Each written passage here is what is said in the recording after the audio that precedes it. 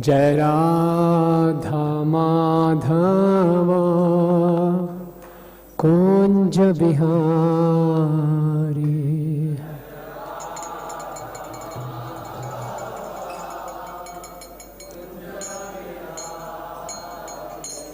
जय राधा माधव कुंज बिहारी।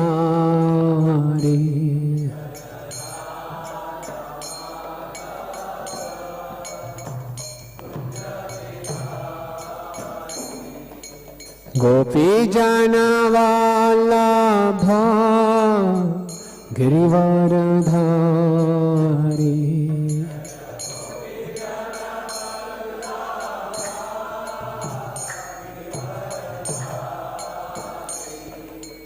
यशोदानंदन ब्रज जन रंजन।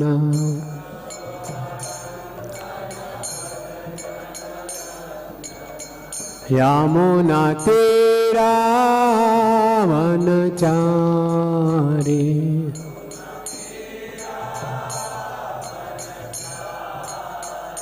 जय राधा माधव कुंज बिहारी।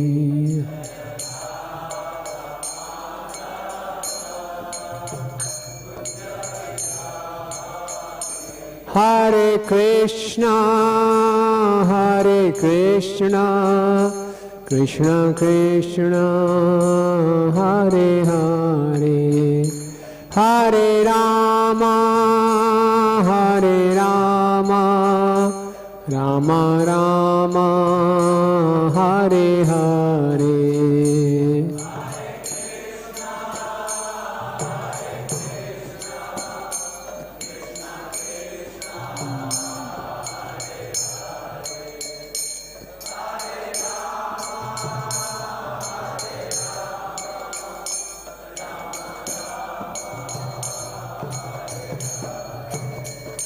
हरे कृष्णा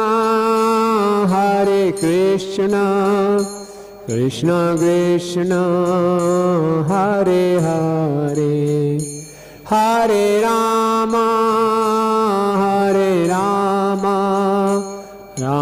राम हरे हरे।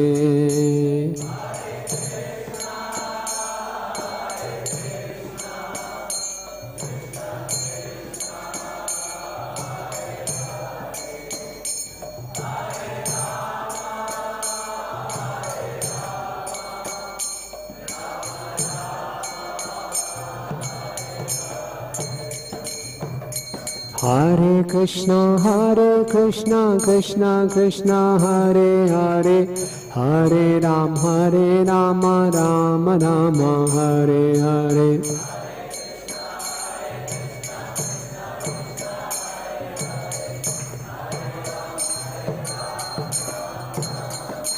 हरे कृष्णा कृष्णा कृष्णा हरे हरे, हरे राम राम राम हरे हरे।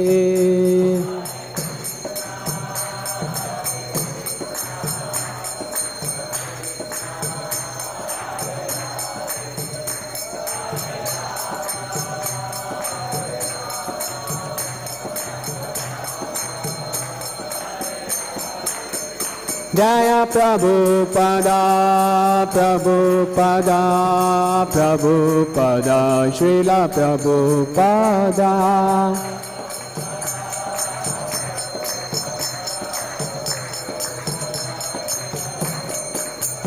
नित्य गौर हरि बोल हरि बोल हरि बोल हरि बोल।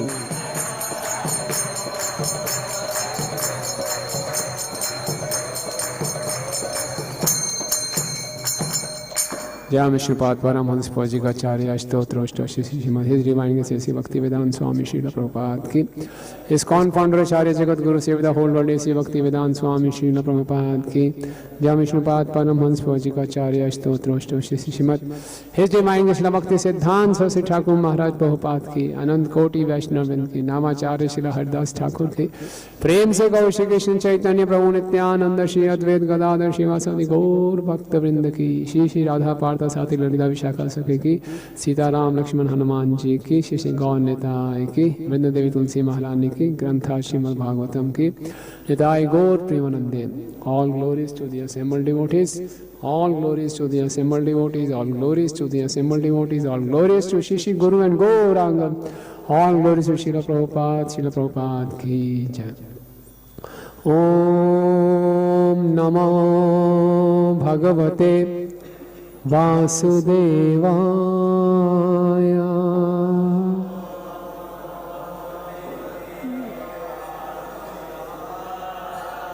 ओम नमो भगवते वासुदेवाय।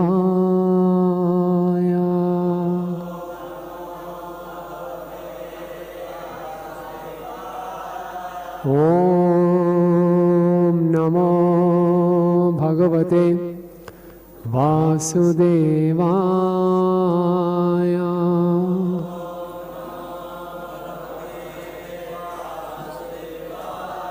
नारायणं नमस्कृत्यं नरं चैव नरोत्तमं देवीं सरस्वतीं व्यासं ततो जयमुदीरयेत्। नष्टप्रायेषु अभद्रेषु नित्यं भागवत सेवया भगवते उत्तम श्लोके भक्तिर्भवति नैष्टिकी। कृष्णाय वासुदेवाय देवकी नंदनाय च नंदगोपकुमाराय गोविंदाय नमो नमः। ग्रंथ श्रीमद् भागवतम 5वां स्कंद 25वां अध्याय का नाम है भगवान अनंत की महिमा। श्लोक संख्या 2 और 3। तो श्लोक संख्या 2 का अनुवाद सुखदेव गोस्वामी ने आगे कहा, भगवान अनंत के सहस्त्र फणों में से एक फण के ऊपर रखा हुआ यह विशाल ब्रह्मांड श्वेत सरसों के दाने के समान प्रतीत होता है। भगवान अनंत के फण की तुलना में यह नगण्य है। श्लोक संख्या 3 शब्दार्थ अनुवाद एवं तात्पर्य ऐसे भक्ति वेदांत स्वामी श्रील प्रभुपाद जी के द्वारा। श्रील प्रभुपाद की यस्या जिसका हावा निसंदेह इदम यह जगत कालेना कालक्रम से उपसंजिहीर्षत संहार करने की कामना करते हुए अमर्ष क्रोध से विरचित निर्मित रुचिर अत्यंत सुंदर भ्रमत घूमते हुए भ्रुवो भ्रुकुटियों के अंतरेण भीतर से सांकर्षण नामक रुद्र शिव जी के अवतार रुद्र एकादश व्यूह 11 विस्तारों वाला त्रिअक्षः 3 नेत्र त्रिशिखम 3 नोकों वाले शूलम त्रिशूल उत्तंभयन उठाते हुए उदतिष्ठत उठा। प्रलय काल उपस्थित होने पर जब भगवान अनंत देव संपूर्ण सृष्टि का संहार करना चाहते हैं तो वे कुछ क्रुद्ध हो जाते हैं। तब उनकी दोनों भ्रुकुटियों के बीच से त्रिशूल धारण किए हुए त्रिनेत्र रुद्र प्रकट होते हैं। यह रुद्र जो सांकर्षण कहना होगा, गलत दिखा यहाँ, सांकर्षण कहलाते हैं। 11 रुद्रों अर्थात भगवान शिव के अवतारों का व्यूह होता है। वे संपूर्ण सृष्टि के संहार हेतु प्रकट होते हैं। तात्पर्य, प्रत्येक सृष्टि में जीवात्माओं को अवसर प्रदान किया जाता है कि वे बस जीवात्माओं के रूप में अपने कार्यकलाप समाप्त कर लें। जब वे इस अवसर का दुरुपयोग करते हैं तो और भगवान के धाम को वापस नहीं जाते तो भगवान संकर्षण क्रोधित होते हैं। क्रोध के कारण भगवान संकर्षण की भ्रुकुटियों से शिव जी के अंशरूप 11 रुद्र प्रकट होते हैं और वे सब मिलकर संपूर्ण सृष्टि का संहार कर देते हैं। ओम ज्ञानतिमिरन्धस्य ज्ञानाञ्जनशलाखया चक्षुरुन्मिलितं येन तस्मै श्रीगुरुवे नमः। श्रीचैतन्यमनोभीष्टं स्थापितं येन भूतले स्वयं रूप कदा मह्यं ददाति स्वपदान्तिकं। वन्देऽहं श्रीगुरुं श्रीयुतापदकमलं श्रीगुरून् वैष्णवांश्च श्रीरूपं साग्रजातं सहगण रघुनाथान्वितं तं सजीवं साद्वैतं सावधूतं परिजनसहितं कृष्णचैतन्यदेवं श्रीराधा कृष्णपादान् सहगण ललिता श्रीविशाखान्वितांश्च।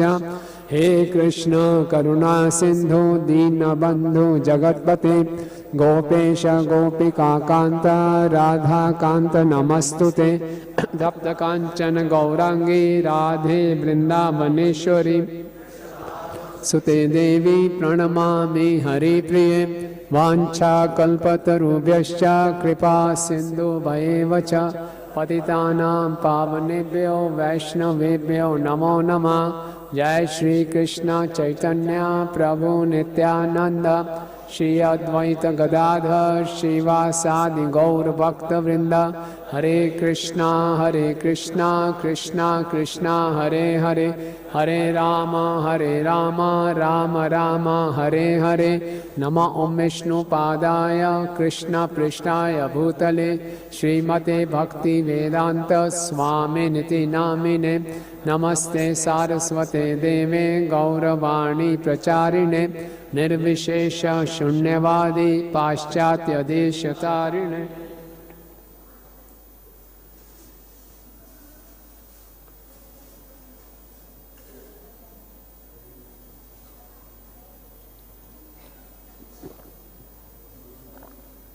हरे कृष्णा। तो मेरा परम सौभाग्य है कि मैं बहुत ही लंबे अंतराल के बाद मुझे सेवा का अवसर मिला और सौभाग्य है मुझे। और आप सब भक्तों से आशीर्वाद की याचना करते हुए ये भागवतम के 5वें स्कंद का 25वां अध्याय भगवान अनंत की महिमा। श्रीला भक्तिविनोद ठाकुर बताते हैं कि आधुनिक युग में जन साधारण को श्रीमद् भागवतम को स्वीकार करने में मुख्यतः 3 बाधाएं आएंगी। पहली बाधा श्रीमद् भागवतम की बहुत ही टॉप मोस्ट गहरी सिद्धांत, टॉप फिलॉसफी, डीप फिलॉसफी। और दूसरा श्रीमद् भागवतम में जो 5वें स्कंद में बताया गया है कॉस्मोलॉजी, ये हमारी श्रद्धा का परीक्षा होती है ना। ऐसी ऐसी चीजें सुनने को मिलती हैं, कैसे विश्वास करें, है ना। अब पहले श्लोक में बताया गया था कि पाताल लोक से नीचे 2,40,000 मील नीचे एक और भगवान के अवतार है। कमाल है। उनको संकर्षण कहते हैं, उनको अनंत कहते हैं, क्योंकि उनको अनंत है इसलिए उनका नाम अनंत पड़ा। उनको तामसी भी कहते हैं क्योंकि शिव जी जो तमोगुण के अधिष्ठाता हैं वो उनके इष्ट देव हैं। तो समझ में नहीं आ रही। तो लेकिन एक ही मात्र तरीका है कि हम पूरी श्रद्धा रखें शास्त्रों के वचनों में। तो दूसरी बात है ये कॉस्मोलॉजी की। और तीसरा भगवान का चरित्र। भगवान कभी गोपियों के वस्त्र हर रहे हैं, कभी रासलीला कर रहे हैं, कैसे भगवान है ये। तो ये 3 जो बातें हैं जन साधारण को समझ में नहीं आती है और भागवतम को पूर्ण से स्वीकार नहीं कर पाते। लेकिन हमारा सौभाग्य है पूर्ववर्ती आचार्य श्रील प्रभुपाद जी की विशेष कृपा से हमें भागवतम का संदेश प्राप्त है। और श्रील प्रभुपाद बताते हैं कि हम तो छोटी छोटी बातें नहीं समझ सकते। हम ये ब्रह्मांड की बात तो छोड़ो, हम ये नहीं जानते हमारा शरीर कैसे चलता है ना। हमारे एक भक्त थे, उनके घुटनों में दर्द हो रहा था काफ़ी। उन्होंने हर जगह जाके डॉक्टर्स को दिखाए, बड़े बड़े ऑर्थोपेडिक्स को दिखाया, बड़े बड़े टेस्ट करा लिए, सब नॉर्मल। तो उनके जान पहचान गए थे कोई, वो किसी बड़े हॉस्पिटल के ऑर्थोपेडिक हेड ऑफ डिपार्टमेंट के पास गए। उसने देखा, सब रिपोर्ट देखी, चेक किया, प्रिस्क्रिप्शन शुरू किया। सबसे पहले लिखा IDK। भक्त ने पूछा, मामा जी IDK क्या है? बोलते IDK का मतलब है आई डोंट नो। डिसीज को लिख दिया IDK, नहीं मालूम है। आज पूरा संसार कोरोना वायरस से पीड़ित, छोटा सा वायरस, बड़े बड़े साइंटिस्ट सब बिल्डर हैं, क्या है ये। तो एक छोटे से वायरस को तो हम समझ नहीं सकते, पूरे ब्रह्मांड को कैसे समझेंगे। तो एकमात्र उपाय है कि जो प्रमाणिक शास्त्रों से, प्रमाणिक स्रोतों से हमें प्राप्त हो रहा है उसमें हम पूरी श्रद्धा रखें। इसमें और कोई उपाय है नहीं। हम अपनी छोटी से कुछ नहीं समझ सकते। और ये बताया गया कि अब पूरा ब्रह्मांड, दूसरे श्लोक में बताया गया कि पूरा का पूरा जो ब्रह्मांड है अनंत के सहस्त्र फणों में एक फण के ऊपर रखे हुए यह विशाल ब्रह्मांड सरसों के दाने के समान है। पूरा ब्रह्मांड इतना विशाल, अनंत जी के फन पे रखा हो एक सरसों का दाना। कैसे समझे इस बात को, मानना पड़ेगा। श्रील प्रभुपाद जी बताते हैं एक ऐसी चील है जो एक ग्रह से दूसरे ग्रह में जाती है और नीचे देखती है हाथी को, तो हाथी को उठा लेती है।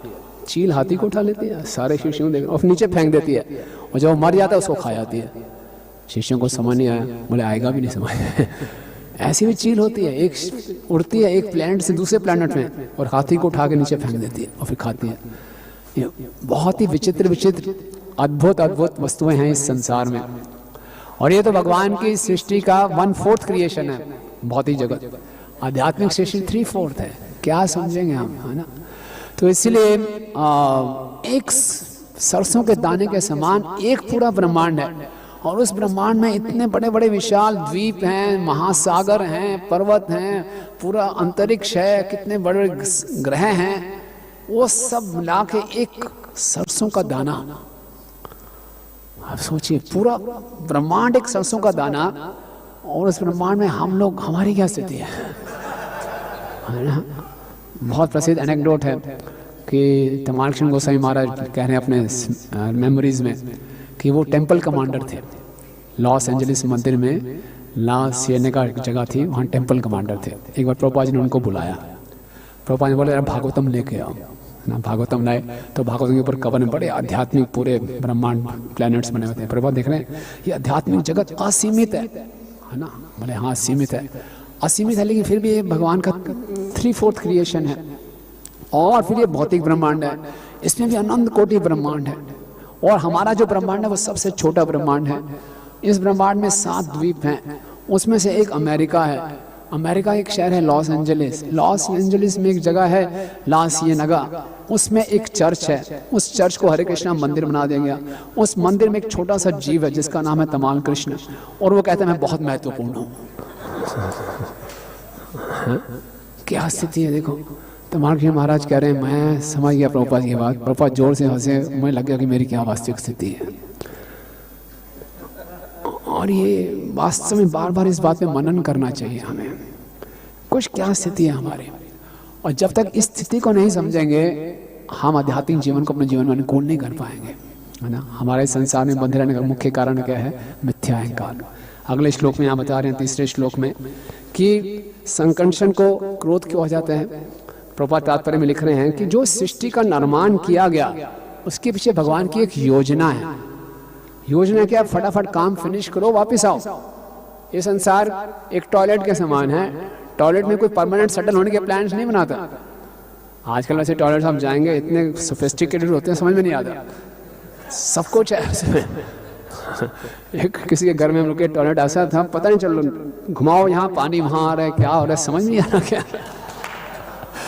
इतनी इंजीनियरिंग की हुई है उसमें, कोई मैनुअल रखना चाहिए पानी कैसे निकलेगा बता। तो लोग इतना सुंदर टॉयलेट बनाते हैं, इतना कंफर्टेबल, लेकिन टॉयलेट तो बस अपने आप को शुद्ध करो, जल्दी से जल्दी बाहर आओ। ये इस भौतिक जगत के निर्माण का मुख्य उद्देश्य है। लेकिन जीव जब वह नहीं समझता और यहाँ बहुत कंफर्टेबल होने का प्रयास करता रहता है तो संकर्षण जी को क्रोध आ जाता है और फिर प्रलय होती है, फिर उनकी भृकुटी से रुद्र प्रकट होते हैं। अब यहाँ लिखा गया कि जब अनंत जी को क्रोध आता है तो उनके आंखों के बीच में से 3 आंख वाले रुद्र प्रकट होते हैं, त्रिशूल लोग के, और वो प्रलय करते हैं। अब हम भागवत में 30 स्कंद में पढ़ते हैं कि ब्रह्मा जी ने 4 कुमारों की रचना की, वो बोल रहे हैं हम ब्रह्मचारी बनेंगे। फिर ब्रह्मा जी को क्रोध आया तो फिर उनकी भृकुटी में से रुद्र निकले। तो कैसे इस बात को समझे, ब्रह्मा जी की भृकुटी से भी निकले और संकर्षण जी की भृकुटी से भी निकले, है ना। तो बहुत मैंने ढूंढा, कुछ कारण मिल नहीं रहा था। रुद्र तत्व शिव तत्व समझना इतना आसान नहीं है, तो बहुत देखा तो मिला नहीं। पूरा वेदावेश में जाना, कहीं कुछ आइडिया मिल जाए। फिर मैंने अंत में चितामित प्रभु जी को फ़ोन किया, मैं कल क्लास है प्रभु जी। तो भाई संजय प्रभु मैं भी जा ही रहा हूँ, फिर बता दो एक। तो उन्होंने बताया इसको ऐसे समझ सकते हैं कि जब क्रिएशन हुई थी, शुरू हुई थी, तो ब्रह्मा जी के बीच में से निकले और फिर वो शांत हो गए, ब्रह्मा जी ने शांत कर दिया तो ज़्यादा तबाही मत बचाओ, समाधि में चले जाओ। और जब डिस्ट्रक्शन करना था, प्रलय करनी थी, तो संकट जी के भृकुटी के बीच में से निकले। तो कुछ लॉजिकल लग रहा था, ठीक है। और वो ब्रह्मा जी की शुरुआत थी, दिन की शुरुआत थी, और ये सृष्टि का अंत है। तो इस ढंग से भृकुटी के बीच में से निकले और उन्होंने पूरा संहार किया। और प्रभुपाद जी बहुत सुंदर लिख रहे हैं, प्रत्येक सृष्टि में जीवात्माओं को अवसर प्रदान किया जाता है कि वे वध जीवात्माओं के रूप में अपने कार्यकलाप समाप्त कर लें। वाइंड अप, भौतिक जगत वाइंड अप करने के लिए, चाहे हम गृहस्थ आश्रम में हैं, कोई ब्रह्मचारी आश्रम में, संन्यास आश्रम में, निपटाएं, बस खत्म, काम करें और जाएं। और क्यों नहीं हम जा पाते? अपने मिथ्या अहंकार के कारण। हम सोचते हैं हम यहीं के हैं, यहीं पे सुखी रहने का प्रयास करते हैं, तरह तरह के तरीके अपनाते हैं। और हर व्यक्ति संसार में, क्योंकि कृष्ण की नकल मारते हुए आया है, अपने को बहुत महत्वपूर्ण मानते हैं। और जब तक हम अपने आप को बहुत महत्वपूर्ण मानते रहेंगे, भगवत नाम तो जान नहीं सकते। एकला ईश्वर कृष्ण और सब भृत्य, है ना। भागवतम के 6वें स्कंद में जब महाराज चित्रकेतु को भगवान संकर्षण के दर्शन हो गए और विद्याधर लोक के अधिपति बन गए, और भगवान ने उनको सब कुछ दिया, सुंदर स्वस्थ, सुंदर रूप, बहुत लंबी आयु, और भगवान ने स्वयं इनको एकदम रत्न जड़ित विमान दिया। उस विमान में बहुत सुंदर सुंदर उनकी पत्नियां थी, स्त्रियां थी, उनके साथ बैठ के वो मिश्रण कर रहे थे और भगवान का गुणगान कर रहे थे। करते करते पहुंचे कैलाश में और देखा शिव जी एक सभा में बैठे हैं, सारे ऋषिगण मुनिगण बैठे हैं, शिव जी भागवतम का पाठ कर रहे हैं और अपनी जांग पे उमा पार्वती को बिठा के उनका आलिंगन कर रहे हैं। ये जब चित्रकेतु ने देखा, बोला क्या बात है, जगत गुरु हैं, क्या बात है, क्या आचरण है। ऐसा मजाक कर दिया। शिव जी भी देखो उनको मुस्कुराए, बात तुम्हारा भी क्या आचरण है, विद्याधर प्लेन में इतनी स्त्रियों के साथ। ये अंदर की बात थी। वो एक अपने सीनियर गॉड ब्रदर के साथ मजाक कर रहे थे, वाह वाह क्या बात है। पार्वती जी को बहुत बुरा लग गया। पार्वती जी ने उनको श्राप दे दिए, है ना, कि तुम क्या, किसका मजाक उड़ा रहे हो, जानते हो कौन है ये, इतने बड़े ऋषिगण बैठे, वो चुपचाप बैठे, तुम कौन से आए इनको ठीक करने के लिए, तुम क्या समझते हो, तुम्हारा हिंदी में ज्यादा संयम है, अपने आपको बहुत ऊंचा समझते हो। तो फिर पार्वती जी ने बहुत सुंदर एक बात कही। पार्वती जी ने कहा, नायम अर्हति वैकुंठ पाद मूलोपसर्पणम संभावित मति स्तब्धो साधु भी परिपासितम। नायम अर्हति वैकुंठ, ये ऐसे व्यक्ति वैकुंठ जाने लायक नहीं है। क्यों? इनकी अयोग्यता क्या है? संभावित मति स्तब्धो। संभावित मति क्या है? कि अपने आप को बहुत ऊंचा मानते हैं कि मैं बहुत श्रेष्ठ हूं, और स्तब्धो अशिष्ट हैं, निर्लज हैं, बोलते हुए शर्म नहीं आई इनको, कुछ किसी को भी कुछ कमेंट मार दिया। ऐसे लोग वैकुंठ जा नहीं सकते, भूल जाओ। तो बहुत अच्छा संदेश है। हालांकि चित्रकेतु जी ने बड़े प्रेम से इसको स्वीकार कर लिया। तो ये बहुत बड़ी बात है। जब तक हमें संसार में इस मिथ्या अहंकार में फंसे हुए हैं, मैं बहुत इंपॉर्टेंट हूँ, और ये संसार ऐसा बना हुआ है, छोटी छोटी बात में हमारा अहंकार बढ़ जाता है। प्रभुपाद कहते हैं, मैंने pauper is proud of his penny. एक भिखारी के हाथ में थोड़ा सा ज्यादा आ गया, वो भी सोचता है कि क्या है। भक्ति सिद्धांत स्वामी ठाकुर महाराज एक कथा सुनाया करते थे। एक बार एक मेंढक को गलती से 1 रुपए का सिक्का मिल गया। बोले कमाल है, किसी मेंढक के पास 1 रुपए का सिक्का नहीं है, मेरे पास है। इस सृष्टि का सबसे अमीर मेंढक मैं हूँ। खबरदार जो कोई मेरे सामने आया, आज एक खड़ा हो गया नदी के तट के ऊपर, सामने एक बड़ा सा हाथी। अरे हाथी रुक जा, खबरदार, देखता नहीं किसके कौन खड़ा तेरे सामने। हाथी के को क्या समझ में आएगा, हाथी मदमस्त चल रहा है, रुक जो, खबरदार जो आया। हाथी चलता गया, चलता है, जैसे पास आ गया, मेंढक को डर लग रहा है क्या हो रहा है, रुक नहीं रहा।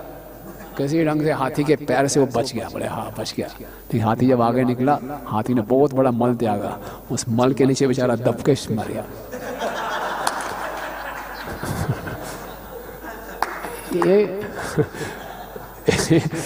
ये ऐसी हालत है। छोटी सी हमें उपलब्धि मिल जाए, पता नहीं हम क्या सोचते हैं, और कोई आध्यात्मिक उपलब्धियां हो जाए तो समझ से बस मैं तो बन गया, बहुत बड़ा भक्त बन गया, देखो क्या घूम रहा है सब। और लोग भी बोलते हैं आप तो बड़े महान हैं, बहुत अच्छा बोलते हैं, बहुत अच्छा कीर्तन, बहुत अच्छा, ये तुरंत हम समझते हैं बहुत विशेष है। तो इसीलिए याद रखना चाहिए, ये सब गुरु और कृष्ण की कृपा से है। केन उपनिषद में कथा आती है कि देवताओं का, जय श्री राधा पार्था साथी ललिता वैशाखा की जय, कि देवताओं और असुरों का युद्ध हुआ, और जय श्री गौर निताय की जय, सीताराम लक्ष्मण हनुमान की जय। देवताओं और असुरों का युद्ध हुआ, और जब देवताओं और असुरों का युद्ध हुआ तो भगवान विष्णु की कृपा से देवतागण विजयी हो गए, और जब विजयी हो गए तो उनका बड़ा अहंकार बढ़ गया कि हम जीत गए, हमारे बल के कारण हम जीत गए। भगवान समझ गए अहंकार बड़ा हुआ है, तो सारे जब स्पष्ट समाप्त हो गए तो एक यक्ष के रूप में भगवान अवतरित हुए। तो इंद्र ने बोला ये कौन है, पूछो इसे, ये यक्ष कहाँ से आ गया, है ना। अच्छा, तो उन्होंने अग्निदेव को भेजा, जाओ ये कौन है, कौन हो भाई आप। बोले पहले बाद में बताऊंगा, ये घास का एक तिनका ना, इसको जलाओ। किससे बात कर रहे हो, अग्निदेव से बात कर रहे हो, घास का तिनका जलाओ तो सही।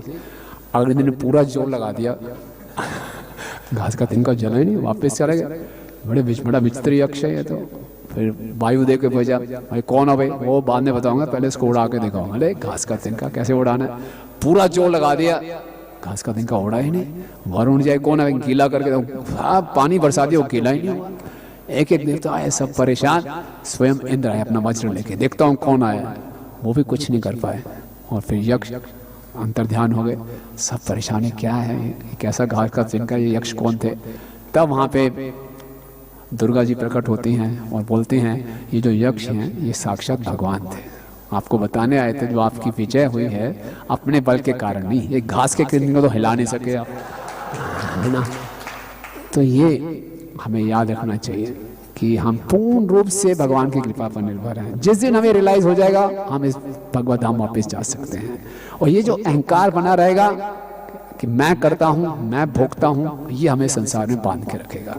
और जब तक ये बांध के रखेगा, भगवान की जो सृष्टि की पूरी रचना है उसके हम विरोध में जा रहे हैं। भगवान ने सृष्टि बनाई, उसके पीछे उनका पर्पस है। एक बार श्री प्रभुपाद ने बोला, Krishna has created this world for enjoyment. सारे हिप्पीज के चेहरे खिल गए, बोले not for your enjoyment, his own enjoyment. अपनी एंजॉयमेंट के लिए, आपके एंजॉयमेंट के लिए। तो ये सृष्टि का क्यों प्लान है ये जानना चाहिए। तो इसका थोड़ा चर्चा करेंगे कि भगवान की कैसी योजना है, उसको हम कैसे अपने जीवन में कार्यान्वित कर सकते हैं। तो बहुत अच्छे ढंग से ये श्रीमद् भागवतम के पहले स्कंद में 7वें अध्याय में वर्णन आता है कि जब नारद मुनि व्यास देव जी को बोलते हैं कि आपने भगवान की शुद्ध भक्ति का प्रचुर रूप से वर्णन नहीं किया, और नारद मुनि जब चले आते हैं तो व्यास देव जी संप्राशय में जाके सरस्वती नदी के पश्चिमी तट पे बैठते हैं अपने आश्रम में और भक्ति योग में मनन करते हैं। भक्ति योगे न मनसी सम्यक प्रणहति अमले अपश्यत पुरुषम पूर्ण मायाम च तद अपाश्रयम।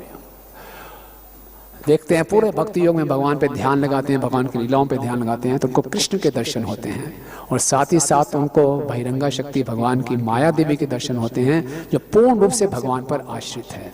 और उसके बाद वो क्या देखते हैं, जीवों को देखते हैं। यया सम्मोहितो जीवम आत्मानं त्रिगुणात्मकम परोपि मनोते अनर्थम तत्कृतम चाभिपद्यते, है ना।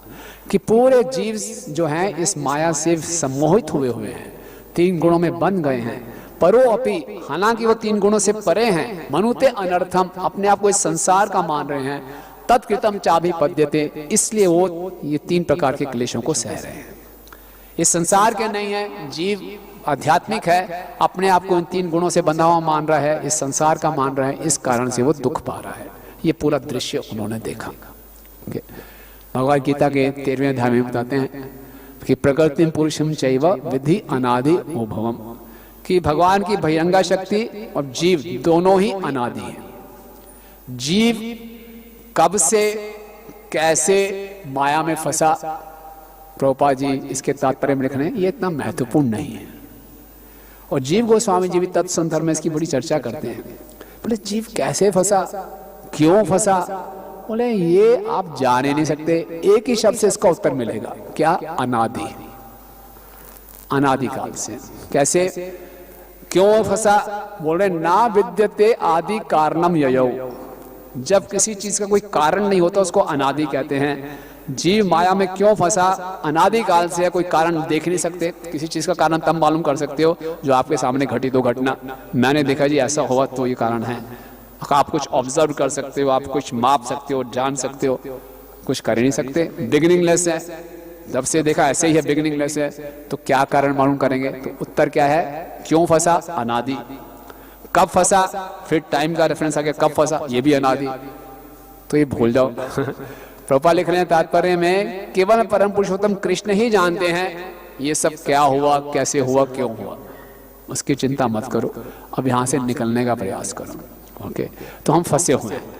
अब ये बहुत महत्वपूर्ण बात है, हालांकि हम नित्यबद्ध हैं, संसार में जीव अनादिकाल से बंधे हुए हैं, लेकिन थोड़ी देर अच्छे ढंग से इस बात को समझ जाएं तो हमारे बंधन अनादि है, बिगिनिंगलेस है, लेकिन ये बंधन एंडलेस नहीं है, इसको हम अंत कर सकते हैं, ये विशेष बात है। और जीव हालांकि माया के चंगुल में फंसा हुआ है, लेकिन जीव की जो स्वाभाविक प्रवृत्ति है भगवान की सेवा करने की, उसमें कोई फर्क नहीं पड़ता, वो दोबारा से इसको जागृत कर सकता है। जिस प्रकार से एक इलेक्ट्रिक बल्ब है, उसके अंदर रोशनी देने की क्षमता है, लेकिन वो रोशनी तभी देगा जब उसमें करंट आएगा। इसी प्रकार से जीव का नित्य स्वरूप है कृष्ण का दास, वो भगवान की सेवा करेगा, लेकिन जब वो भक्तों के संग में आ जाएगा, नहीं तो उसकी वो सेवा की प्रवृत्ति ढकी रहेगी, बंधी रहेगी, लेकिन वो खत्म नहीं हुई है, उसका जो पोटेंशियल है उसको बस उसको रियलाइज करना है उसको। तो भक्तों के संग में आएगा, श्रवण कीर्तन करेगा, तो उसकी वो जो सेवा करने की प्रवृत्ति है पुनः जागृत हो जाएगी, वो उसके अंदर पोटेंशियल है। एक बार वो जागृत हो गई तो फिर क्या होगा, वो अपने मन और इंद्रियों का सही उपयोग करेगा भगवान की सेवा में, तो जो एंडलेस बॉन्डेज है वो, सॉरी, जो बिगिनिंगलेस बॉन्डेज है वो एंडलेस नहीं रहेगी। जीव भी जो है नित्य पद से नित्य मुक्त हो सकता है। ये एक उम्मीद की किरण है। इसीलिए भगवान ने सृष्टि की रचना की कि अब आप अपने मन और बुद्धि का इस ढंग से इस्तेमाल करो कि आप इसको अपने इंद्र तृप्ति में ना लगा के आप भगवान की सेवा में लगाओ। ये जो मिथ्या अहंकार को आप असली अहंकार में परिवर्तित करो।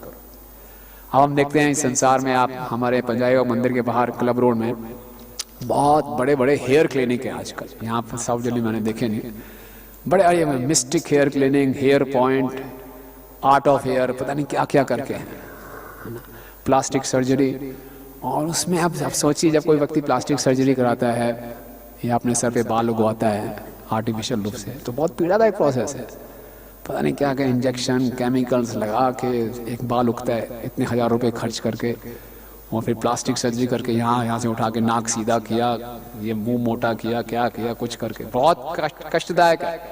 तो इस बाहरी शरीर को बदलना चाहते हैं हम, तो बड़ा कष्ट उठाना पड़ता है, और जो सूक्ष्म शरीर को बदलेंगे तो कितना कष्ट उठाना पड़ेगा। और ये माया को भगवान ने ऑर्डर दिया है कि इनकी मिथ्या अहंकार को काटो।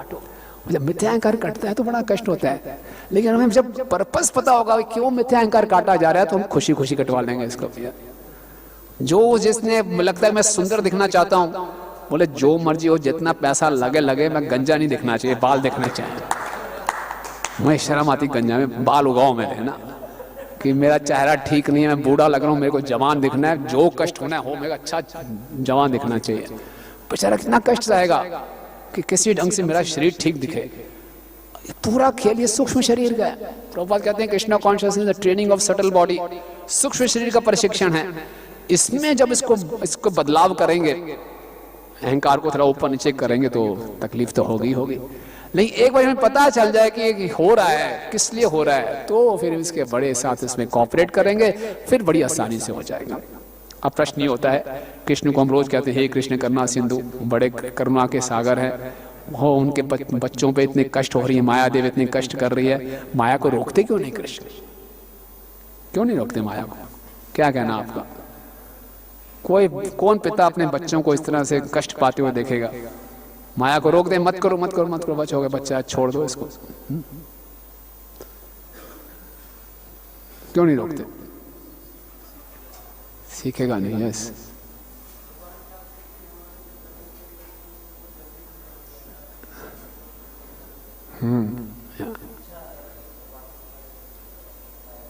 हाँ ठीक कह रहे हैं आप। तो देखिए, भगवान की भी इच्छा नहीं है हमें कष्ट मिले, लेकिन भगवान ने सृष्टि स्थिति प्रलय छाए हुए यश भिवनानि विभर्तु दुर्गा जी को पूरा दिया हुआ है कि आप संभालो इन जीवों को, इसको ठीक करो। भगवान चाहते नहीं है कष्ट पाए, और जो दुर्गा माता है वो भी नहीं चाहती हमें कष्ट दे। भागवतम के दूसरे स्कंद के 5वें अध्याय के 13 नंबर श्लोक है, बोले विलज्य माना यस्य स्थातितुम इक्ष्पथे मुया विमोहित विकंठन्ते माम अहम इति दुरिधया। माया देवी को भी कृष्ण के सामने आने में लज्जा आती है, शर्म आती है। क्यों? कि मैं जीवों को कष्ट दे रही हूँ। हालांकि उसका थैंकलेस काम है ये कष्ट देना। भगवान भी नहीं चाहते जीवों को कष्ट मिले, माया को भी इच्छा नहीं है जीवों को कष्ट देने की। ये हमारी दुर्मति है कि हमें भगवान कहते हैं ठीक करो, अब इसको कैसे भी ठीक करो, तो माया हमें कष्ट देती है। भगवान उसको रोकते नहीं है, क्योंकि और समझ लो एक स्टेट में चीफ मिनिस्टर ने जेल बनाए हैं, तो अब पुलिस को तो पूरी अधिकार देगा ना कि चोर से जैसे मर्जी उसके व्यवहार करो, बस चोर को ठीक करो। तो वैसे ही हमारी हालत है। तो माया को इंडिपेंडेंस दी हुई है कि ठीक करो, इनको वापस मेरी सेवा में भेजो। ये तो बात ठीक हो गई।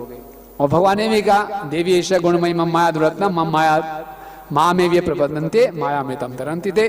जो मेरी एक शरण लेना शुरू कर देगा, हरे कृष्णा कृष्णा कृष्णा हरे हरे, हरे राम राम राम, तो जो मेरी शरण ले लेगा वो माया को पार कर जाएगा। फिर प्रश्न ये उठता है कि हम तो सब शरण लेने का प्रयास कर रहे हैं, फिर क्यों माया हमें तंग करती है? जो शरण नहीं ले रहे उनको मार पीट करो भाई। हम तो शरण ले रहे हैं, रोज सुबह जल्दी उठते हैं, 16 माला जप कर रहे हैं, 4 नियम का पालन कर रहे हैं, गुरु साधु शास्त्र के अनुसार चलने का प्रयास कर रहे हैं, फिर क्यों पिटाई होती है हमारी? और क्या करें, भगवान आपने बोल तो दिया शरण लो, ले तो रहा हूँ शरण, फिर क्यों अब क्यों इतनी पिटाई होती है, क्यों? प्रभुपाद से उनके शिष्य ने पूछा, भगवान चाहते हैं हम उनके पास आए, हम भी चाहते हैं हम उनके पास जाए, बीच में माया क्यों डाल दी? माया को इतना स्ट्रांग क्यों बना दिया? प्रभुपाद जी ने बोला माया स्ट्रांग नहीं है, आपका भगवत हम जाने का उद्देश्य स्ट्रांग नहीं है। तो क्यों फिर माया भक्तों को तंग करती है?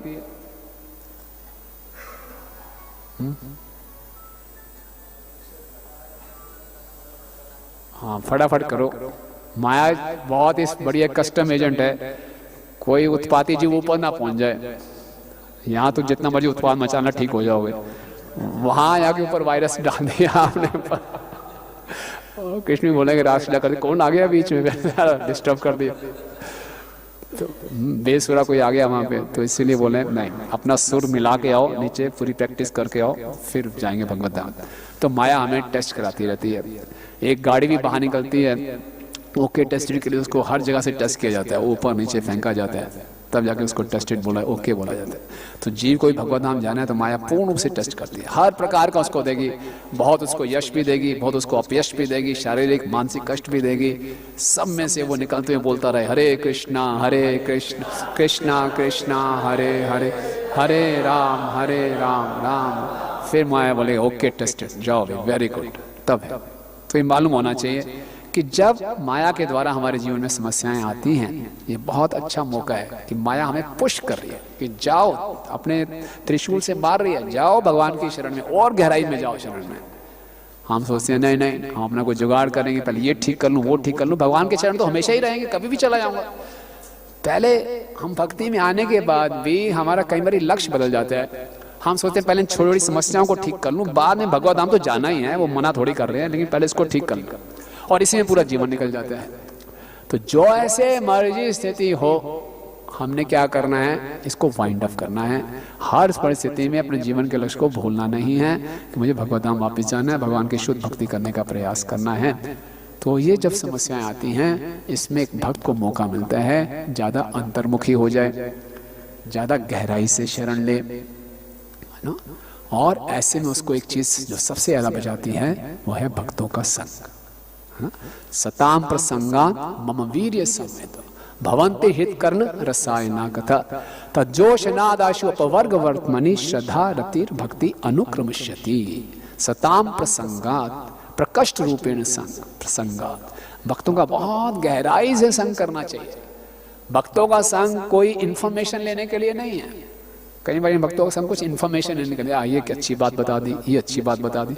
इन्फॉर्मेशन तो कहीं से भी मिल जाएगी, आजकल तो सोशल मीडिया का जमाना है, कहाँ देखो यूट्यूब, इन्फॉर्मेशन ही इन्फॉर्मेशन, जितनी इन्फॉर्मेशन चाहिए आध्यात्मिक जीवन के बारे में सब मिल जाएगी।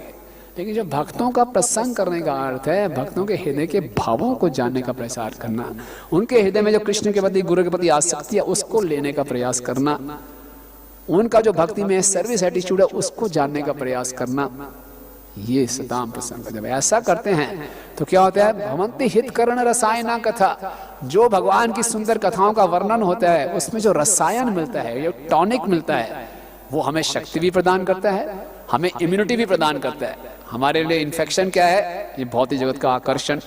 जितना अच्छे ढंग से हम भक्तों के बीच में श्रवण कीर्तन करेंगे, वो जो रसायन मिलेगा, हमारे भौतिक आकर्षण कम हो जाएंगे, उससे हम बचे रहेंगे। और फिर क्या होगा, अपवर्ग वर्तमनी, हम मुक्ति के मार्ग में आगे बढ़ेंगे भगवत धाम जाने के लिए। श्रद्धा, रति, भक्ति, अनुक्रमश्यति, साधना भक्ति, भाव भक्ति, प्रेमा भक्ति को हम प्राप्त करेंगे। तो ये मुख्य बात है। लेकिन माया का जो सबसे गहरा अटैक होता है वो क्या होता है कि एक साधक का श्रवण कीर्तन से विश्वास उठ जाता है। अरे यार बहुत सुन लिया, बहुत पढ़ लिया, ये सब कहने की बातें हैं, मेरे जीवन में अप्लाई नहीं होता, मैं थक गया हूँ, अपने पुराने संस्कारों से लड़ के मैं थक गया हूँ, अब ये काम नहीं कर रहा मेरे पे। अब माया के प्रति युद्ध लड़ने का एक ही हथियार है हमारे पास, भक्तों के संग में श्रवण कीर्तन। उन हथियारों को हम छोड़ देंगे तो फिर क्या उम्मीद बची है। भगवान की सारी योजना को हमने फेल कर दिया। जब श्रीला प्रभुपाद जी अमेरिका में पहुंच रहे थे, बॉस्टन में उतरे शिप से, तो उन्होंने देखा अमेरिका के लोगों की क्या हालत है, घोर तमोगुण और रजोगुण में। प्रभुपाद जी बड़े दुखी हुए, कैसे ये भागवतम का संदेश सुनेंगे। लेकिन उनको भागवतम के संदेश पे पूरा विश्वास था। नष्ट प्रायेषु भद्रेषु नित्यम भागवत सेवया भगवती उत्तम श्लोके भक्तिर भवती नष्ट की। निश्चित रूप से इनका रजोगुण तमोगुण शांत होगा, ये सतोगुण में आ जाएंगे। प्रभुपाद जी को पूरा विश्वास था। इसी ढंग से हमारे हृदय में जितने मर्जी अनर्थ हो, हमें पूरा विश्वास होना चाहिए भगवान की, भक्तों की कृपा पे, और हमें श्रवण कीर्तन को भी छोड़ना नहीं है। ज्यादा समस्या और गहरा श्रवण कीर्तन, और समस्या और गहरा श्रवण कीर्तन, ये तो युद्ध है। युद्ध में अपने हथियार ही छोड़ दिए, चलो यार जितना मारना पिटाई करो कर लो, हो जाते। कुछ सालों के बाद भक्त लोग थक जाते, थक गया मैं प्रभु जी, लड़ते लड़ते थक गया, कुछ नहीं हो रहा, मैंने सब पढ़ लिया, सब सुन लिया, जो आपने कहा किया, हो ही नहीं रहा। कोई बात नहीं, यहाँ भक्तों के संग में टिके हुए, ये अपने अपने बहुत बड़ी उपलब्धि है, बहुत बड़ी कृपा है। लगे रहिए और अपने तरफ से पूरा प्रयास। तो ये माया से बचने का तरीका है। माया अटैक करती है हमारे ऊपर, हमें और शुद्ध बनाने के लिए, और इसमें हर तरह की समस्या आएंगी। परम पूजनीय भक्ति तीर्थ स्वामी महाराज पहले ब्लैक अमेरिकन थे जिन्होंने ज्वाइन किया। उन्होंने पहले सत्य की खोज में थे, तो किसी एक मायावादी गुरु से दीक्षा ले ली, और मायावादी गुरु से दीक्षा ली तो मायावादी गुरु अपने को जगत गुरु कहता था। तो घूमते घूमते ऐसे एक योगी के पास पहुंच गए। उस योगी ने कहा तुमने दीक्षा ले रखी है? बोले हाँ, मेरे गुरु जगत गुरु हैं। उस योगी ने बोला देखो बुरा मत मानना, इस समय एक ही जगत गुरु हैं, वो हैं हरे कृष्णा वाले, ऐसी भक्ति वेदांत स्वामी श्रील प्रभुपाद। तो इनको बड़ी बात हृदय को छू गई, ऐसे कैसे जगत गुरु हो गए, मेरे गुरु जगत गुरु हैं, वो कैसे अपने आप को जगत गुरु कह रहे हैं। बोले पढ़ लो उनका साहित्य, सारा साहित्य ले लिया उन्होंने, प्रभुपाद की सारी बुक्स ले, पढ़ूंगा इसको और इसमें दोष ढूंढूंगा, मालूम बताऊंगा, ये साबित करूंगा कि ये जगत गुरु नहीं है। सारी किताबें पढ़ ली, जब किताबें पढ़ी तो पूरा हृदय बदल गया, और आगे प्रभुपाद जी की शरण में, और बन गए घनश्याम दास। दीक्षा भी ले ली है ना, दीक्षा ले ली। बोले मैं इन किताबों से बदला हूँ, अब दूसरों को भी इन किताबों से बदलूंगा। खूब पुस्तकों का वितरण करते थे, और प्रभुपाद उनसे इतने प्रसन्न थे। प्रभुपाद ने कहा कि once you will see Krishna face to face, आप कृष्ण को बिल्कुल आमने सामने देखोगे। इस तरह से बहुत बढ़िया चल रहा था। जब वो 54 साल के हुए तो उनको एक बीमारी डिटेक्ट हुई, कैंसर, और बहुत खतरनाक कैंसर। और डॉक्टर्स बोले हम हैरान हैं, ऐसा कैंसर ब्लैक अमेरिकन को नहीं होता, और आपके बचने की मुश्किल से 17% चांस है। और वो इतनी ऊंची पोजीशन में, आप जानते हैं नेल्सन मंडेला के वो काउंसलर थे, बड़े बड़े जगह वो सबको अपना सलाह परामर्श देते थे, इतने इंस्पायर सबको कर रहे थे। अब जैसे ही उनको मालूम चला कि उनको कैंसर है, और वो कैंसर ऐसा खतरनाक था कि उनकी हड्डियां अपने आप टूट रही थी अंदर। हमारी एक हड्डी फ्रैक्चर हो जाए हमें कितनी वो होती है, जहाँ बैठते थे हड्डी टूट जाती थी ऐसे। तो उन्होंने अपने शिष्यों को पत्र लिखा कि मुझे ये बीमारी है, लेकिन मैंने 1 साल पहले ही प्रभुपाद से प्रार्थना की थी कि प्रभुपाद बहुत मैंने स्पिरिचुअल अचीवमेंट्स हो गए, लेकिन मुझे लग रहा है अभी भी हृदय शुद्ध नहीं है, मुझे ऐसा दीजिए, ऐसा कीजिए मेरे जीवन में कि मैं पूर्ण रूप से शुद्ध हो जाऊं। Biggest purification I want. भोले प्रभुपाद ने ये बिगेस्ट प्यूरिफिकेशन भेज दिया। वो कहते हैं आई एम्ब्रेस दिस कैंसर, मैं इस कैंसर को गले लगाता हूँ। और ऐसी स्थिति में भी वो श्रवण कीर्तन करते रहे, संडे फीस लेक्चर्स देते थे, आप उनका वीडियो देखिए, एक लास्ट वीडियो जो उन्होंने दिया है, वो सब शिष्यों को बता रहे हैं, I know where I am going, मैं जानता हूँ मैं कहाँ जा रहा हूँ, क्या मेरी सेवा है, आप चिंता मत कीजिए। मुस्कुराते हुए, ऐसी हालत, बुरी हालत में श्रवण कीर्तन करते हुए उन्होंने शरीर त्यागा, भगवत धाम वापिस गए। तो ये परीक्षाएं आएंगे। अभी भी हम देखते हैं परम पूज्य जयप्रदा गोस्वामी महाराज, है ना, परम पूज्य गोपाल कृष्ण स्वामी महाराज, कितने कष्टों से गुजरते हुए भी वही सेवा का उत्साह। तो मुश्किलें आएंगी मानसिक रूप से, शारीरिक स्तर पे, कोई हमें अपमान करेगा, कोई हमें गलत समझेगा, कोई आरोप लगाएगा, ये सब माया के टेस्ट हैं, परीक्षा की घड़ी है।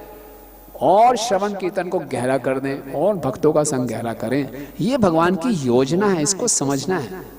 इसको हम योजना नहीं मानते, हमारे अहंकार में ठेस पहुंचती। याद करें वो प्लास्टिक सर्जरी को वाले को इतना कष्ट हो रहा है, मेरा सूक्ष्म शरीर बदल रहे हैं भगवान, तो कष्ट तो होगा ही होगा। थोड़ा सहलो ये कष्ट, ये कष्ट सहलिए तो हो जाएंगे, भगवान के साथ खेलेंगे, कूदेंगे, नाचेंगे, खाएंगे, पिएंगे, वाह आनंद ही आनंद। और ये कष्ट नहीं सहना, नहीं, मत करो मत करो, मरो, फूक मारो, बस बस ज्यादा मत छुओ, छुई मुई मैं, डोंट टच में, रहने दो मुझे जैसे, तो फिर यहीं रहोगे, यहीं रहेंगे। ये चॉइस हमारे पास है। इसलिए जब हम मानते नहीं भगवान के, भगवान को गुस्सा आ जाता है, अरे मान नहीं रहा, मेरा सारा प्लान फेल कर रहा है। हमने अपनी आंखों के सामने कितने ब्रह्मा जी को आते हुए जाते हुए देख लिया। ब्रह्मा जी कितनी आयु होती है?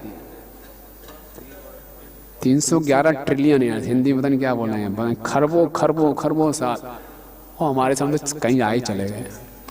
हमने माना नहीं, मैं नहीं अपने सूक्ष्म को छूने दूंगा किसी को, मैं जैसा हूं वैसा हूं। इस हालत में ले जाना भगवत धाम तो मैं तैयार हूं, नहीं तो मैं नहीं बदलना अपने आप, मैं नहीं बदलूंगा। आपको बदलना पड़ेगा, आपके रूप बदलने पड़ेंगे, मैं नहीं बदलूंगा। ऐसा हमारा अहंकार है। भगवान बोले ठीक है, फिर गुस्सा आता है भगवान को, फिर प्रलय करते हैं, फिर हमें दोबारा नया शरीर मिलता है, चल अपनी इच्छा को पूरी कर, चल तेरी पिटाई होगी, चल तू सुधर जा। फिर मैंने जितने मनु जितने देवता आए, जाओ ब्रह्मा जी आप और आओ जाओ, मैं यहीं रहूंगा, मैंने नहीं मानना इस बात को। गुस्सा नहीं आएगा शंकरशन जी को, बोले क्या कैसा है व्यक्ति है। तो ये हमारी स्थिति है, ये हमारी स्थिति चल रही है। तो इसे मनन करना चाहिए कि ये हम क्यों भेजे गए हैं यहाँ पे, और हम तो इतने सौभाग्यशाली हैं, हम लोग भक्त प्रभुपाद जी के आंदोलन में हैं और इतना हमें सुंदर संग मिल रहा है। तो कोई बोलेगा फिर भी ये जो कष्ट आते हैं ये एक प्रकार से वेकअप कॉल है, जागो जागो जागो जीव जागो। फिर भी कोई कहेगा कि भगवान ये जो फिर मटेरियल वर्ल्ड में कष्ट ही कष्ट थे तो हमेशा ही कष्ट देते हैं, बीच में थोड़ा सुख क्यों दे देते हैं, हमारी उम्मीद क्यों जगा देते हैं कि इस संसार में सुख है, क्यों ऐसा कर देते हैं। फिर पैदा होते ही मार पिटाई उसकी शुरू कर दो, कष्ट पे कष्ट कष्ट पे कष्ट, वो परेशान हो जाए, भाग जाएगा यहाँ से। आप यहाँ पे थोड़ा सा सुख दे देते हो, मिल जाता है सुख हमें, अच्छा खाने को, अच्छा देखने को, अच्छा मैथुन ये वाह बोले कुछ तो उम्मीद है, तो फिर लगे रहते हैं उसी उम्मीद के चक्कर में। तो ऐसा क्यों करते हैं भगवान, जब पूरा प्लान ही है तो ऐसा ही करो, है ना। ऐसा इसलिए नहीं करते क्योंकि जो सुख और दुख है भौतिक जगत का रिलेटिव है, पूरा दुखालय है, लेकिन दुख को थोड़ा कम कर देते हैं तो सुख लगता है, फिर थोड़ा बढ़ा देते हैं, फिर दुख को थोड़ा कम कर देते हैं। अगर हमेशा पूरा दुख रखेंगे ना तो हमारा माइंड इतना एजिटेट हो जाएगा कि हम कुछ समझ ही नहीं पाएंगे। आप देखा होगा जब बहुत ज्यादा दुख बढ़े आते हैं तो कुछ समझ में नहीं आती बातें, है ना। और केवल दुख ही क्राइटेरिया नहीं है कि हम भगवत धाम जाने की इच्छा उत्पन्न करें, जब तक ज्ञान साथ में नहीं होगा। इस संसार में हम देखते हैं कई लोगों की हालत बहुत खराब है, उनको बोलो सेवा तब भी कुछ जुड़ते नहीं हो भक्ति में। तो केवल पूरा दुख देने से ये गारंटी नहीं है कि हम भगवत धाम जाने की इच्छा उत्पन्न हो जाएंगे, साथ में ज्ञान, वही भगवान की विशेष कृपा है।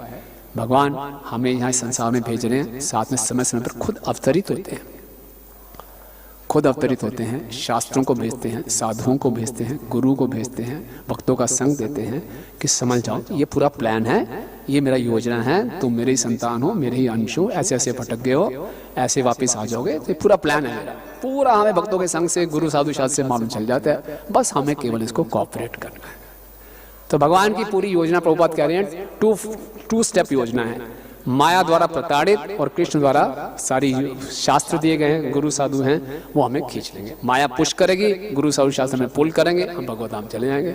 फिर थोड़े से ढीले होंगे, फिर माया पुश करेगी, गुरु साधु शास्त्र खींचेंगे और भगवत धाम जाएंगे।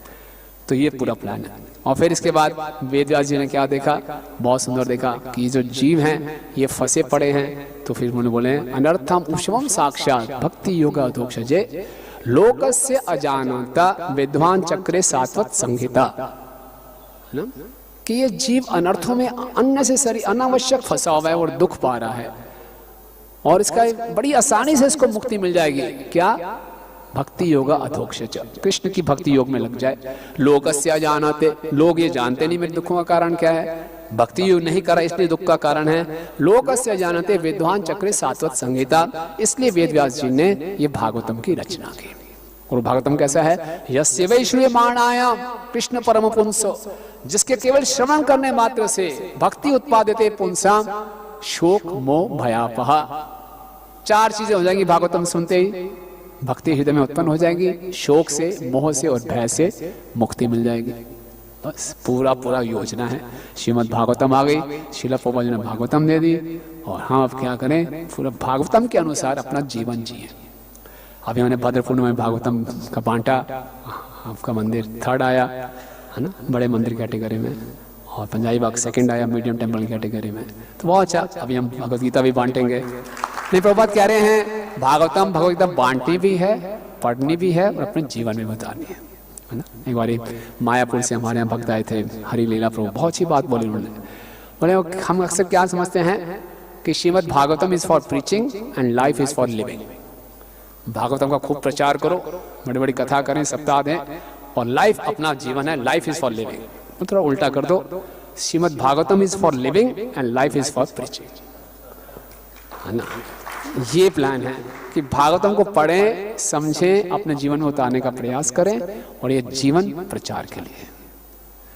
तो फिर हम इसी जीवन में भगवान की योजना के अनुसार कोऑपरेट करते हुए भगवत हम वापस जा पाएंगे। और यही श्रील प्रभुपाद चाहते हैं, इसीलिए उन्होंने हमें ये शास्त्र दिए हैं कि हम भी अपने जीवन को सार्थक करें, जन्म सार्थक करें कर परोपकार। ठीक है, हरे कृष्ण। किसी कोई प्रश्न?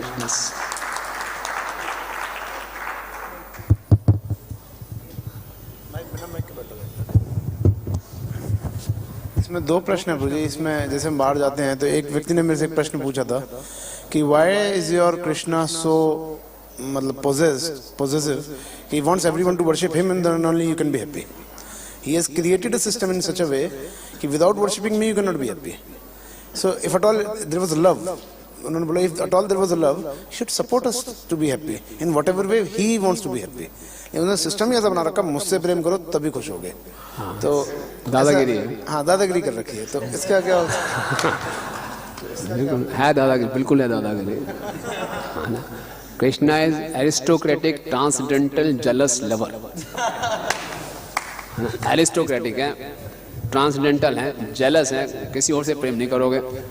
कोई प्रेमी कैसे दे सकता है कि तुम मेरा जो प्रेमी किसी और से प्रेम कर रहा है। और बाकी जिनसे वो प्रेम करेगा देवी देवताओं की शरण में जाएगा, वो खुद कृष्ण पर आश्रित हैं। आपको जो आप चाहते वो मिलेगा ही नहीं। आप आत्मा है छोटा सा, उसकी प्यास बहुत बड़ी है प्रेम की। कोई देवी देवता आपकी प्रेम की प्यास बुझा ही नहीं सकता, खाली मैं ही बुझा सकता हूँ। तो मेरे पास ही आना पड़ेगा, ये तो कृपा है। पहले से ही बता रहे हैं सर्वधर्मान् परित्यज्य, क्यों धक्के खा रहे हो। लेकिन जो धक्के खाना चाहते हैं उनके लिए कृष्ण जी पूरा वैदिक शास्त्र दिए। चलो आप इसमें जाओ, धीरे धीरे आओ, धीरे धीरे आना कि जल्दी आना आपके ऊपर चॉइस है। ऐसा नहीं उनके लिए नहीं, पूरा वैदिक हमारे जो शास्त्र हैं बहुत एकोमोडेटिव है। हर प्रकार की व्यक्ति की इच्छा के लिए एक शास्त्र है, तमोगुणी, रजोगुणी, सतोगुणी, उसके लिए अलग शास्त्र हैं, पुराण है। उसका पालन करो, अपना क्रमशः विकास करो, और अंततः मेरी शरण में आओ। अधिक बुद्धि मानो तो सीधा मेरी शरण में आ जाओ, बस। क्योंकि मैं ही आपकी इच्छा पूरी कर सकता हूँ, और कर ही नहीं सकता। चॉइस आपकी। दूसरा चीज़ पूछ रहा था मुझे कि आपने ये पूरा बहुत अच्छे से बताया कि किस प्रकार हमें यहाँ से वाइंड अप करना चाहिए, निकलना चाहिए। Having understood these things, लेकिन there is something called as urges. When that urges comes, and because we have a taste for something intellectual, to like for example watching news, we have a taste for watching news or taking some new media inside, वो उस time पे फिर जब खाली होते हैं तो the mind naturally flows into that direction. उस पर क्या करें? तो हमारे संसार के कुछ सुखों की आदत पड़ी हुई है चखने की, तो वो तभी खत्म होगी जब हायर टेस्ट मिलेगा। इसलिए क्या रसायन है ना, रसायन कहाँ से मिलेगा? भक्तों के संग में। अच्छा गहरा संग करके श्रवण कीर्तन करेंगे। मम वीर्यो संविदा, भगवान की कथाओं को सुनना है, उस पर मनन करना है, डूब जाना है उसमें, तब वो रस मिलेगा। वो रसायन हमारी रक्षा करेंगे भौतिक आकर्षण से, और फिर हमारे में इतनी बुद्धि हो जाएगी इन सब भौतिक चीज़ों को भगवान की सेवा में लगा पाएंगे, तब युक्त वैराग्य होगा। अभी भगवान की सेवा में लगाते हैं तो कुछ अपना भी लगा लेते हैं तो ये यहाँ फंस जाते हैं। थोड़ा देख ही लेता हूँ, है तो स्मार्टफोन ही तो है थोड़ा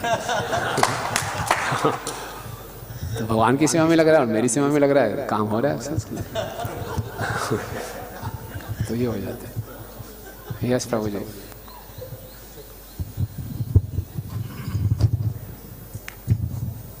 हरे कृष्ण प्रभु, दंड प्रणाम, बहुत बहुत धन्यवाद आपका। पहली बार काफ़ी चीज़ें सुना जो कि अंदर जानने का प्रयास कर रहे हैं कि मतलब इस तरह से आपने बताया ऐसा भी होता है।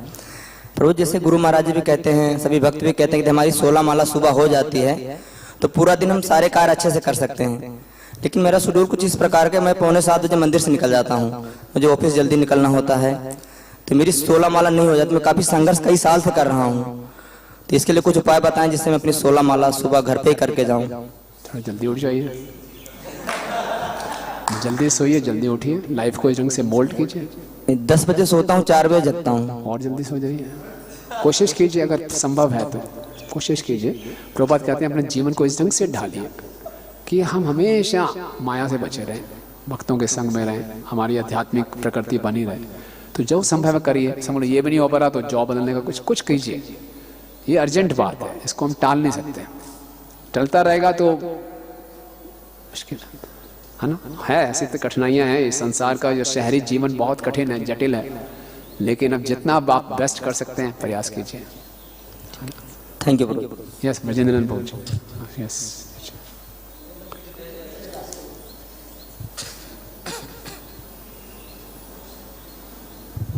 हरे कृष्णा प्रभु जी। हरे कृष्ण प्रभु जी बड़ा अच्छा प्रश्न पूछे। ये हमारे ऊपर है जो साधना के लिए जो समय निर्धारित है। हमारे भक्त 3 साढ़े 3 बजे उठ जाते हैं। अब जैसे ये हमें अपना टाइम टेबल बनाना है। अगर हमें जब करना, हमें साधना मजबूत करनी है तो हमें ही अपना टाइम टेबल बनाना पड़ेगा। जैसे हमारा टाइम टेबल, हम खुद गृहस्थ हैं लेकिन हमें 16 माला जब करना ही करना है, तो उसके लिए हम पहले प्रभु जी 3:30 बजे उठते थे। तो 3:30 हम डेली 3:30 उठता हूँ और उसके बाद फिर नहा धो करके चाय तैयार तो फिर अपनी वाइफ को उठाता हूँ, फिर हम लोग 4:30 बजे यहाँ आते हैं। लेकिन हमने देखा कि इसमें हमारी कुछ जब माला रह जाती है, तो अब हमने टाइम टेबल चेंज किया कि हम 3:15 बजे उठा करेंगे। क्योंकि उस समय का सुबह का समय जितना अच्छा जप होता है दिन में नहीं हो सकता, क्योंकि इतनी सेवाएं आती है, इतनी समस्याएं, तो समय को हमें निकालना पड़ेगा। तो 3:15 बजे अगर आप उठ जाए, स्नान कर लीजिए और तब देखिए आपकी माला कितनी अच्छे ढंग से होती है। 4:30 से, हाँ यही नियम है। तो 4:30 मंगल आरती के 5:30 बजे, जैसे जीता में यहाँ सब टाइम टेबल खत्म है, 5:30 से चैंटिंग का समय शुरू हो जाता है। तो 5:30 से लेकर के 6:30 बजे तक मैं यही जप करता हूँ। अब समझ 3:45 बजे से जब करना शुरू कर दिया हूँ, राइट। अब फिर यहाँ पे जब किया, फिर आधे घंटे जाता होता है। ये ऐसा होता है कि 9 बजे पहले बड़े आराम से जब होता है, समय को हमें चुराना है। इसलिए जो ब्रह्म मुहूर्त होता है, भक्तों के लिए किसी भी आश्रम में क्यों न हो, चाहे गृहस्थ में हो, वानप्रस्थ, किसी आश्रम, उसको ब्रह्म मुहूर्त में ही उठना चाहिए। क्योंकि ब्रह्म मुहूर्त स्वास्थ्य के लिए, शास्त्र कहता है स्वास्थ्य के लिए और इसके लिए क्या होता है, भक्ति के लिए सबसे उत्तम समय होता है। इसे इसको ब्रह्म मुहूर्त कहते हैं। इसको जितना आप यूटिलाइजेशन करेंगे उतनी भक्ति में आप आगे बढ़ेंगे, क्योंकि ये सुबह का समय ही साधना के लिए है। हरे कृष्ण। धन्यवाद, बहुत अच्छा आपने व्यक्तिगत अनुभव किया। यस तो यहाँ दीजिए माइक, हाथ खड़ा किया प्रभु जी। हरे कृष्ण प्रभु जी, थैंक यू वेरी मच। तो जैसे आपने बताया कि ये ना सटल बॉडी का सर्जरी जब होता है हमारा, और जब कष्ट आते हैं, कष्टों के द्वारा ही सर्जरी होता है, तो उस वक्त हमें उसको किस तरह से लेना है, मतलब पॉजिटिव तरीके से लेना है, तो उस वक्त क्या कुछ मतलब प्रैक्टिकली हम क्या चीज़ों का ध्यान रख सकते हैं? मतलब जैसे जप हो सकता है ज़्यादा, या इट्स मोर ऑफ काउंसलिंग है उस वक्त, या फिर हम मोर ऑफ स्क्रिप्चर में जाएं, क्या कुछ तक? क्योंकि जनरली ऐसा होता है जब आता है हम इसको सुनते भी हैं कई बार, लेकिन जब एक्चुअल में कष्ट आता है तो फिर मन विचलित हो जाता है। तो उसमें सबसे पहले इस शेल्टर लेने की प्रोसेस में सबसे इम्पोर्टेंट मतलब स्टेप क्या हम प्रैक्टिकली कर सकते हैं? धन्यवाद प्रभु जी, बहुत अच्छा प्रश्न है। और जो हम प्रयास कर सकते हैं, पहले तो छोटे छोटे जो भी कष्ट आते हैं उसको कृष्णा कॉन्शियस देखने की प्रैक्टिस करें। छोटे छोटे कष्ट भी आते हैं उसको भी बोलें अरे इसमें भगवान का इच्छा है, ये भगवान की योजना है। छोटे छोटे कष्टों से देखने का प्रयास करेंगे तो फिर बड़े कष्टों को हम हैंडल कर पाएंगे। भगवान पूरा हमें ट्रेन करते हैं। हमारे जीवन में छोटे छोटे कष्ट जो हम प्लान करते हैं पूरा नहीं होता, घर में हमारे ऑफिस में कोई काम करने वाला नहीं आया, हमें गुस्सा आ गया, घर में कोई मेड सर्वेंट नहीं है, छोटे छोटे भी कष्ट होते हैं, उसमें देखें हम कितने विचलित हो रहे हैं। तो इसको भी कृष्णा कॉन्शियस देखने का प्रयास करें। ये कहते हैं अब आदत पड़ जाएगी तो फिर बड़े कष्टों को भी हम देख पाएंगे। और जो सबसे चीज़ इसमें जो हेल्प करती है वो भक्तों का संग। भक्तों के संग में आएँ। अगर हम अपने आप से हैंडल नहीं कर पा रहे तो किसी वरिष्ठ भक्त के पास जाएँ, अपना मन खोलें, बताएं ना। हमारे समुदाय में एक ऐसी फैमिली है, एक ऐसे भक्त जो इतनी सेवा करते थे तन मन धन से, बहुत सेवा, बहुत प्रचार, बहुत गीता भी बांटते थे, हर साल 20-20 हज़ार गीता बांटना। उनको बिजनेस में इकट्ठे 100 करोड़ का नुकसान हो गया। आप सोचिए 100 करोड़ में सब कुछ बिक गया। 100 करोड़ छोटी बात नहीं होती, इतने नामी धामी व्यक्ति 100 करोड़ का नुकसान। और तुरंत गुरु महाराज के पास आए, फिर हमारे आते थे, हमारे संग में थे, तो उनको समझाया कोई बात नहीं प्रभु निकल जाएगा, लगे रहो। तो वो लगे रहे बिल्कुल। और उस साल भी 3 साल पहले 100 करोड़ का नुकसान, तब भी मैराथन में 20,000 गीता ही बांटी। और उस व्यक्ति से हमने गीता उन्होंने स्पॉन्सर किया जिसने उनको बिजनेस में धोखा दिया। बोले आप कैसे व्यक्ति? बोले वो एक अलग बात है, ये एक अलग बात है, ये हर साल 5,000 गीता करते हो तो करनी पड़ेंगे आप, वो एक रिलेशन अलग है। तो ये भगवान ने देखा ऐसे चल रहे हैं तो चल रहा है, वो कोर्ट में उनका केस चल रहा है, वो अलग बात है। लेकिन यहाँ वो अपने उन्होंने पूरा मेंटेन किया। और कहते हैं, लोग पूछते हैं आप कैसे, आपको तो पागल हो जाना चाहिए, आपको हार्ट फेल हो जाना चाहिए। बोले बिल्कुल हो जाता अगर ये भक्त लोग ना होते, भक्तों ने संभाल के रखा। तो भक्तों को नहीं छोड़ना हमने, भक्तों को पकड़ के रखें। और कोई भक्त हमें पकड़ रहा है इसमें, उनसे अपने हृदय की बात करें, पूरा साधना अच्छी रखें तो निकल जाता है टाइम। ये सब टेम्परेरी है, सब निकल जाएगा। अगर अकेले हैं तो फिर टूट जाएगा, फिर मुश्किल है ना। तो इसलिए छोटी छोटी बातों में भी हमें कुछ है तो हम भक्तों के संग में ही रहें, उसको बाहर ला जाए। So that way it helps, right. Thank you. करें क्वेश्चन आंसर? हाँ, माता जी का प्रश्न है।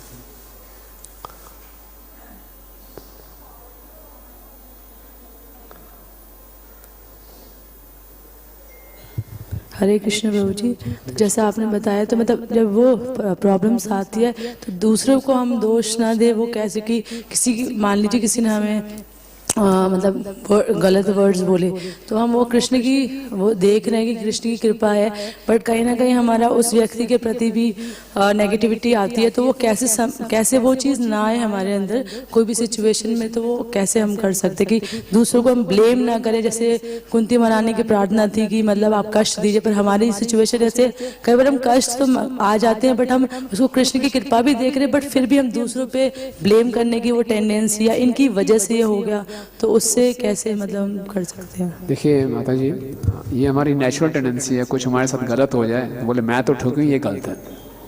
कि हमारी ईगो हम इसी में संतुष्ट होती है कि जो मेरे साथ गलत हो रहा है इसके कारण हो रहा है। और जब तक ये मेंटेलिटी रहेगी, भगवान बोलेंगे यहीं रहो, अभी तुम शुद्ध नहीं हुए। और हम ब्लेम करते भी रहे, इससे फ़ायदा क्या होगा? बोले क्यों नहीं आया भगवत धाम, इसके कारण नहीं पहुँच, नहीं तो मैं पहुँच ही जाता। तो ब्लेम करने से कुछ भी फ़ायदा नहीं है। एक तो बॉटम लाइन रख लीजिए, अपनी आदत को सुधारना है। कार्तिक में व्रत ले लीजिए, कभी ब्लेम नहीं करना, किसी ब्लेम नहीं करना, बस। इससे हमारा नुकसान ही नुकसान होगा। जब तक हम ब्लेम करते रहेंगे, हम अपने जीवन की रिस्पॉन्सिबिलिटी नहीं उठाएंगे। जब तक अपने जीवन की रिस्पॉन्सिबिलिटी नहीं उठाएंगे, माया में फंसे रहेंगे। It's my responsibility, my life is my responsibility. दूसरे ने कोई सहयोग नहीं दिया, कोई बात नहीं, दे सकता था, नहीं दिया, कोई बात नहीं। अब मुझे अपने आप को हैंडल करना है, और वैसे हैंडल नहीं, अपनी मनमर्जी से हैंडल करूंगा, गुरु साधु शास्त्र के अनुसार ही चलूंगा। तो ये बहुत जरूरी है। ये हमारी ईगो होती है, इसके कारण ऐसा हुआ, इसके कारण ऐसा होगा। जयानंद प्रभु थे, प्रभुपाद जी के शिष्य, वो इतनी सेवा करते थे। किसी ने बोला जयानंद प्रभु आपके लोग ऐसा ऐसा कह रहे हैं। बोले यार टाइम किसके पास है, वो कह रहे हैं करने, तुम्हें सेवा इतनी है मेरी। हाँ कोई हमें मालूम चले किसी ने ऐसा कह रहे हैं, ऐसे कैसे कह रहे हैं, सेवा बंद कर देंगे, ऐसे कैसे कह रहे हैं, पहले क्लैरिफाई करेंगे, ये करेंगे वो करेंगे, बहुत हर्ट हो जाएंगे। तो जब तक हमें अपने जीवन का लक्ष्य क्लियर नहीं है, स्पष्ट नहीं है, उसके लिए वो उत्सुकता ज़्यादा नहीं है, तो संसार के छोटे मोटी चीज़ों से हम परेशान होते रहेंगे, दूसरों को ब्लेम करते रहेंगे, चलता रहेगा और ये संसार भी हमारा चलता रहेगा। कई जन्मों से यही कर रहे हैं और यही होता रहेगा। Choice is ours. इसीलिए इसको पढ़ना है, भागवतम पढ़ना है, समझना है, भक्तों के संग में रहना है, तो हमारा एटीट्यूड ठीक होता जाएगा, सटल बॉडी चेंज होती जाएगी और फिर हम ठीक हो जाएंगे। यस विजेंद्र बहुत कुछ कह रहे हैं।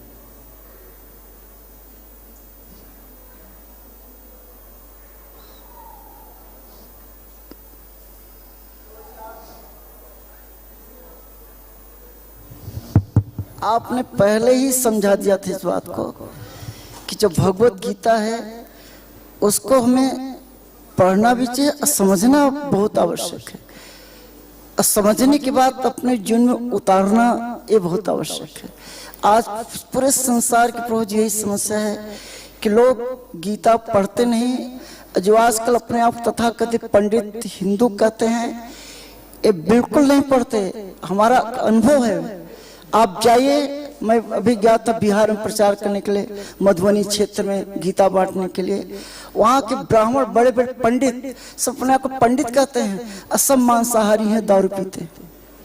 समस्या यहीं पे है कि इतनी गीता का सुख, कोई गीता को पढ़ता नहीं, जब पढ़ेगा ही नहीं तो कैसे सुधरेगा?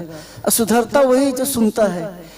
भगवान हमारे परम पिता हैं, हम उन्हीं की बात नहीं सुनते। भगवान कहते हैं मन बनाओ मत भक्तो मत दीजिए मर पर। ये किसके लिए बोला है? हमारे लिए बोला है कि अपना मन मेरे में लगाओ, मेरी भक्ति करो। कौन कर रहा है? यही समस्या है संसार की। आप किसी भी तीर्थ स्थान में चल जाइए, भीड़ मचती रहती है। इसमें कार्तिक मास चल रहा है, जिसको देखो वही परिक्रमा कर रहा है, जा रहा है, हरिद्वार जा नहा रहा है, लेकिन जैसे दिल्ली आता है सारे कुकर्म करना शुरू कर देता है। ये बड़ी समस्या है।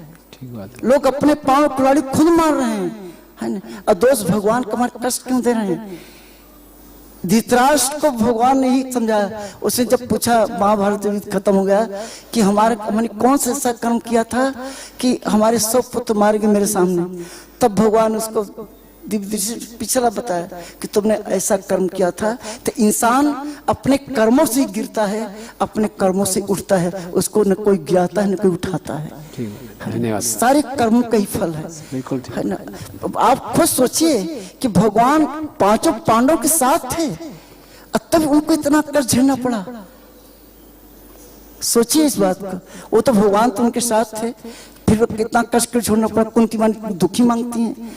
तो इस संसार में कष्ट तो झगड़ना पड़ेगा, ये है ही दुखालय। आप किसी युग में आइए, आप सतयुग में, त्रेता युग, द्वापर युग में भगवान को बार बार अवतार लेना पड़ा, क्योंकि सतयुग में सबसे ज्यादा लड़ाई होती थी, दुष्टों का सबसे ज्यादा प्रभाव सतयुग में, त्रेता में, द्वापर में था। इसीलिए भगवान को बार बार मान के उतारना पड़ा।